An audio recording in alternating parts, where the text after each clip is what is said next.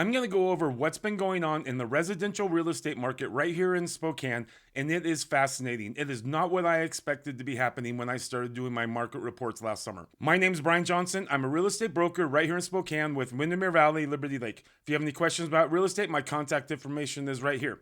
Let's go ahead and just jump right into the data. So these are the real estate stats coming directly from the MLS. And this is, we have these right here through February. And as you can see right here, the median sales price right now in Spokane County, now this is all county, all properties, including acreage. It's just the aggregate of everything. We're at $375,000. Now, compared to last month, that's what this green here is. We're up 1.1% from last month.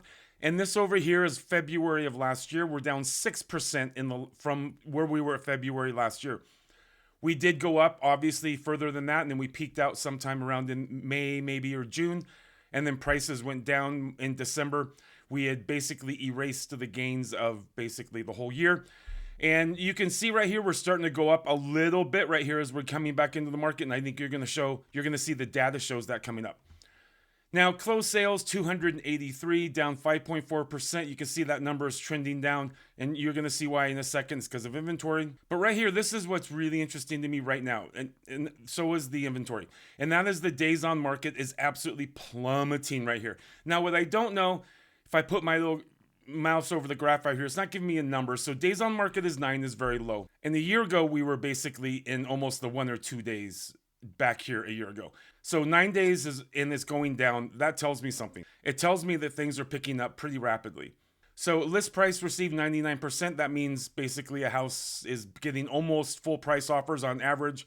So that means you're still seeing some offers that are coming in. They're above full price. And then houses that are entering the market, they're low overpriced. They get offers. They're going to get offers. They're going to be discounted a little bit because they're a little bit overpriced. But that tells me also that we're not in that market where things are crashing, not even close. If you're watching a lot of YouTube videos by Crash Bros, they're telling you the market's absolutely plummeting. It's not in Spokane at all. I know if you look in Seattle, San Francisco, and some of those bigger markets that absolutely skyrocketed to crazier levels than even what we did, they're taking some really big hits, but we're not seeing that here, and it's showing up in the data.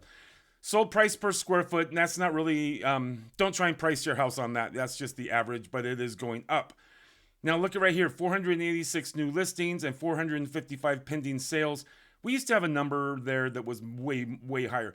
You're seeing a lot less just action in the market. We're seeing a lot less just sellers coming on the market, and there's a reason for that. Now, right down here at the bottom, months supply of inventory, 1.7 months supply of inventory. That's very, very low. We want to see a lot more inventory than that, and we're not seeing it. That right there is how much, based on the current pace of sales, how long it take us to sell out the market. You want to see that much higher. We want to see that at 5 months. We're not even close. You can see we were trending up here through the year, and we've absolutely just been going down again on inventory, and that's not looking good. So many sellers are equity rich, and so many sellers in Spokane have like a 3% mortgage they're not wanting to get rid of ever. This is a forever problem with the inventory because we just have people moving here. We don't have enough houses. We're not building them fast enough. So that's just always going to put pressure on. And I can show you those numbers right here also. So at Windermere, we're lucky enough to have our own in-house actual economist. And I went to one of his presentations last week and it went over the data of what's going on in the market. Let me just show you some of the highlights from it. So look at this right here. This is the listing activity going back to 2013. We used to be up there almost at 3,000, pushing up to those high levels. And this is after, or kind of at the tail end of the last crash.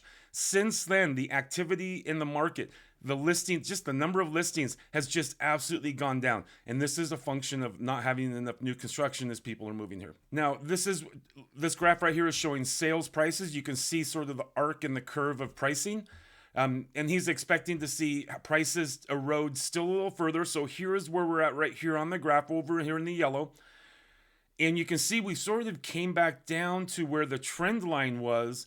And we're seeing that prices are leveling off, and then some places are actually starting to go up a little bit. So it does look like he is absolutely correct in that prices have leveled off. If you're thinking right here, this is plummeting and headed straight down in pricing, that's not what's going on right now at all in the market. We are not plummeting in the pricing. I think this is a spot in this month, and you're going to see this is going to be leveling out just like he was predicting. Now, this right here shows that this is 61.3% of homeowners in Spokane have 50% equity. So, one of the things about big time inflation that we're going through is you hear people say, well, people are going to have to start selling their houses to grab that equity to just pay bills. But a lot of times, instead of selling, they can get a home equity loan and just pay those bills that way at this point to help with that, the inflation versus selling their house. So we're not seeing a lot of people dumping their houses onto the market simply just because of inflation. We're not seeing that in the numbers that a lot of people are doing it. Now, this is the inventory that I showed you earlier. The red is what's called a seller's market. Balanced market's in the middle where we would love to be, which is between 4 and 6 months, and the buyer's market is above 6 months. You can see historically we have been in that time before in a buyer's market, and now we're not even close to it. In fact, we're going even more into a seller's market over here. Now, this is foreclosures. If you were expecting to see any mass foreclosures, we're not even close to seeing that. I mean, look at right here, Q4 2022, we're looking at around 12 in the entire county. So there is no big rush into foreclosures. So based on current demographics of populations, we're looking at 7.2% growth over the next 5 years. Our current owner households in Spokane is 134,000. We're going to be adding 9,700 owner households in Spokane in the next 5 years. That's a lot of housing that we're not building yet. So that's a really big number. That's what's going to be formed. And that's another reason why our prices aren't plummeting, because we're not building anywhere near that.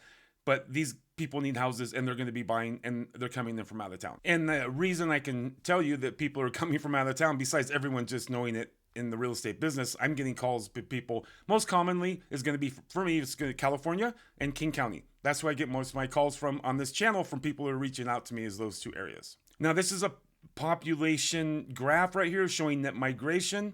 So this is people are moving in are in the light blue, and then the natural increase of population is in the dark blue, and we are actually in the negative right now for local people being born here. We are absolutely seeing all of our growth from net migration from people moving from out of area.